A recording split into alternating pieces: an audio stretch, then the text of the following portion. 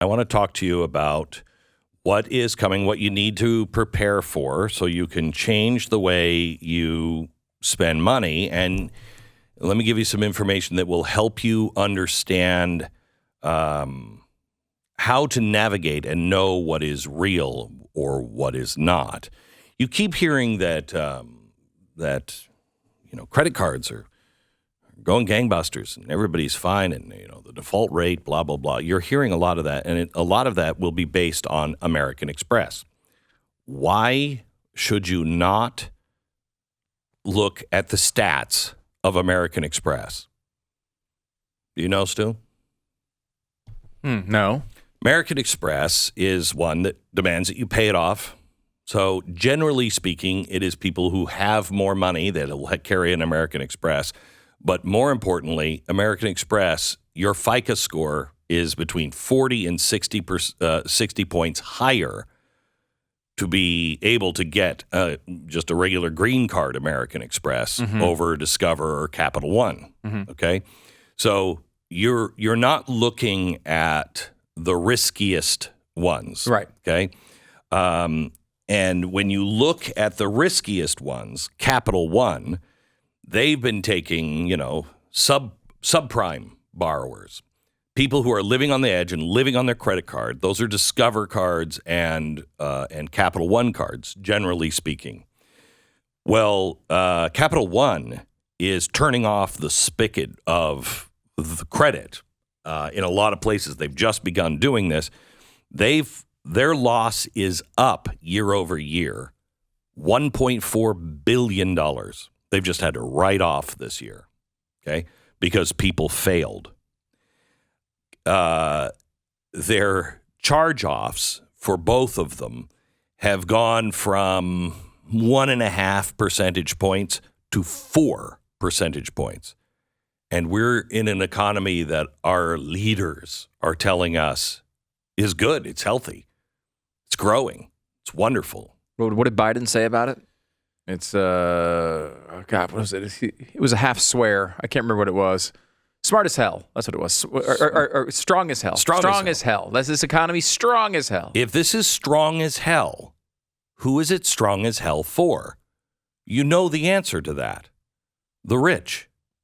It is getting harder and harder for the people at the bottom end.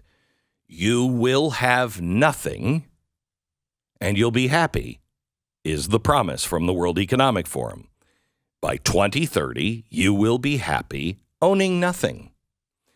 Now, I don't know how that is possible in a society set up around ownership.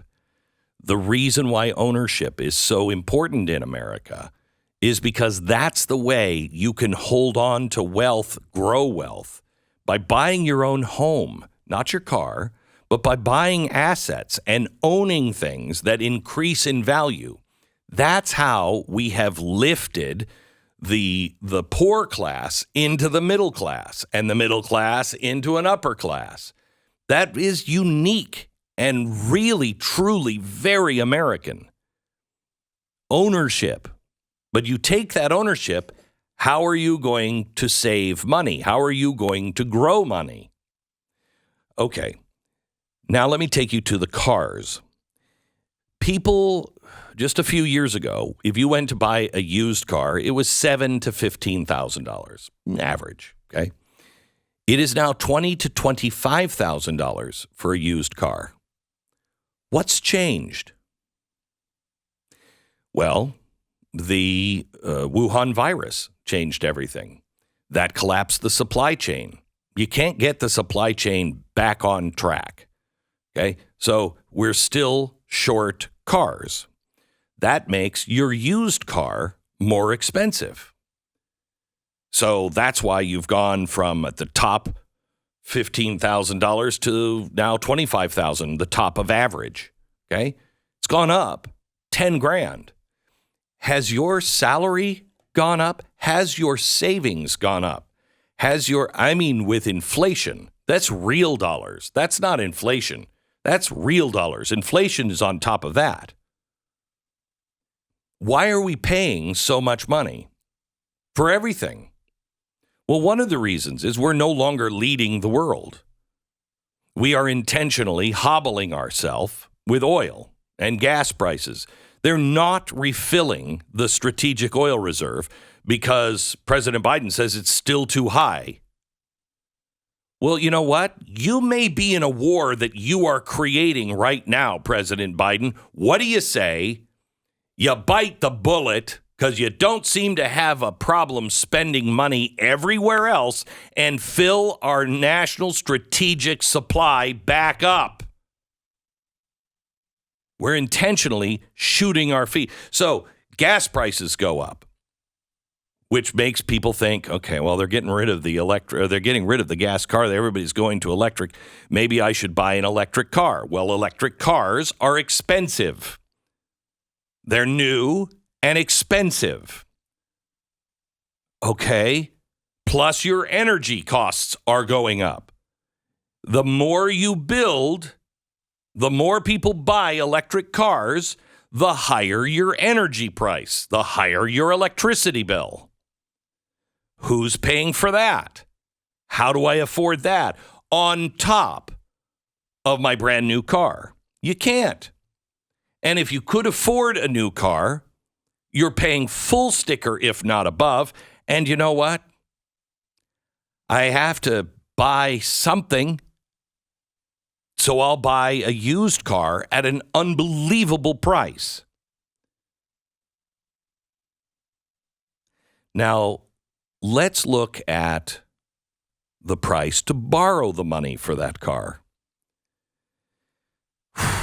Okay, so on average, we have gone from 3.6 as your rate to borrow money for a car, 3.6.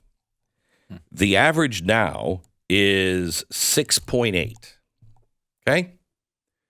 That's a lot of money over the lifetime. Just in the last year, that's an additional $2,000 that you have to pay for your car. But that's if you have good credit. If you're subprime is as high as, with insurance, 26%. That's loan shark stuff. You'll never, ever, ever pay for that car. You'll never get out of that. So what are you going to do? So now people are losing their cars because our repossession of cars is now higher than it was at the peak of the financial crisis of '08. And we're in an economy that is strong as hell. It's not working for the average person. I hate trickle-down economics. It's clear you do, because nothing's trickling down. Have you noticed that? Nothing is trickling down. Because you're not giving any incentives for people to invest in anything. You are dictating what technologies and everything else that you're going to invest in as the United States government, and you're going to have and tell the banks what they should invest in. The rest of us are holding on going, I don't know what's coming tomorrow. And we're already doing that because of technology. We have no idea what technology is going to do to any of our jobs. So, do I invest in a new factory? Do I wait for a couple of years? There's no incentive to build a factory here. I don't know what the energy costs are going to be. So there is no trickle down. This is society without trickle down. The rich just keep getting richer, and you're not seeing any of it. None of it. So here's the thing that I want you to be prepared for, and that is helping each other out, being prepared with your food, with your energy. Don't go out and blow your money on stupid stuff. Don't. Everything that they are telling you in the media that we're strong as hell is not true. Have you heard anyone talk about Saudi Arabia getting rid of the petrodollar? Have you seen that anywhere, Stu? No. Okay. How could that possibly be? How can the Saudis say, yeah, we'll take any kind of money? That is the United States of America going off of the gold standard. We replaced gold with the petrodollar. We said our dollar is the only way you can buy oil. And that's what kept the dollar sound. Well, now wait a minute. If that's no longer true, what's keeping our dollar sound? And why hasn't there been any discussion of this? Why isn't anyone talking about something that is going to affect you, your future, your children, your debt, your job, your medicine? Everything is going to be affected by that. And yet, nobody's told you anything about it. I just find it curious that the leaders of expense are the things that the great is trying to get rid of. Car, worth a fortune. If he hadn't have emptied our strategic oil reserve, fuel would be through the roof, just like it is everywhere else. Meat, they don't want you eating meat. Have you seen? It's going to go up another 15% this year. Have you heard that stat? Chicken, God help us with chicken. Did you see what happened in Connecticut this weekend? One of the bigger chicken producers burned to the ground. 100,000 chickens gone. What's that going to do to the price of chicken? All of the things that they say they want to eliminate or change, all of those things going through the roof. Can't get fertilizer. Why? Well, Russia makes most of the fertilizer that we would use. Oh, okay, so let's go pick a war with Russia. And I want to talk to you about the war with Russia, because that's another thing that doesn't make sense. Batten down the hatches, do your own homework, look at where do you have your dollars, if you have anything.